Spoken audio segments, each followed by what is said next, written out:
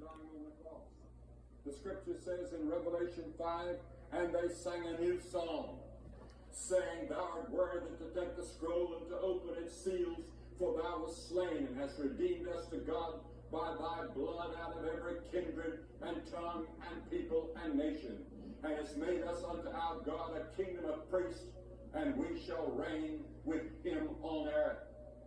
Revelation 5. Do you know Christ in that way? Have you dedicated your life to him so much so that he comes into your heart?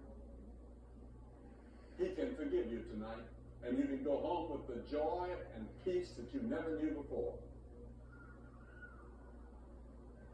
Some time ago, one of our associates and my son were in the Middle East, and my son spent a lot of time in the Middle East before he really surrendered his life to Christ. In fact, it was in the Middle East that he gave himself to Christ and decided to go into full-time Christian service.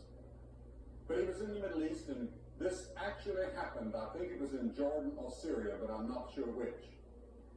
And he was in one of those countries. And a crowd was chasing a boy. And this boy ran into the tent of a sheik that was visiting from another area.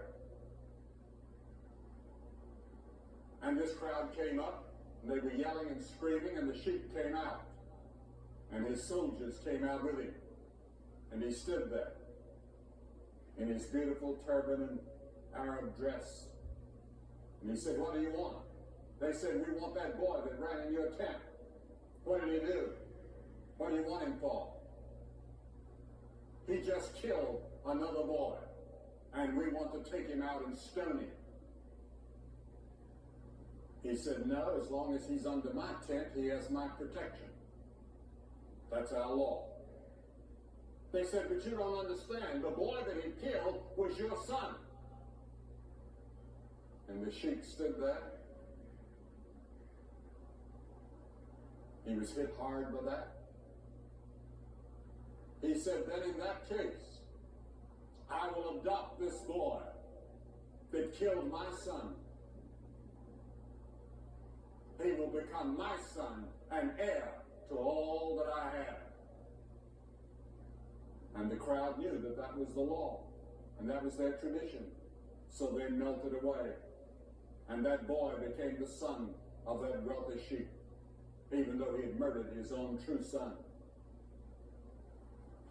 That's a little bit of an illustration of what God has done for us.